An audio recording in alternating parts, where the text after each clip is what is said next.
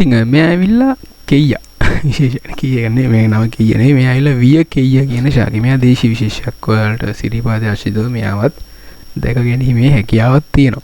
ඉතින් අර ඔයාලා පේන්නේ නැති අර යටින් අර ඔයාලා රතු පාට ඌරු කොලයක් වගේ තියෙන එකක් ලාවට දකින්න නැති ඒක ඇවිල්ලා කුඩු මිරිස්ස. හරිද?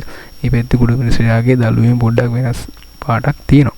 ඉතින් මේ ඇවිල්ලා විය කෙයියා කියන ශාකේ මෙයා දේශීය විශේෂයක්. වැලක් විදිහට ගස් වල මෙයා ඔයාලට දැක ගන්න පුළුවන්. අලංකාරය හදන්නත් පොඩ්ඩක් ඉතින් සුසුයි මොකද එයා ලස්සනට හැදෙනවා මෙයා.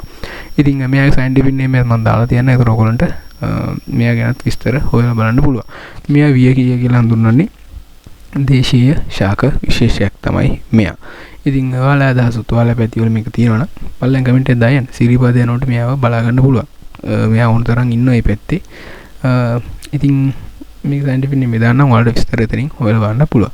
හරි එහෙනම් අපි ඉක්මනින්ම තවත් අලුත් වීඩියෝ එකකින් හම්බෙමු.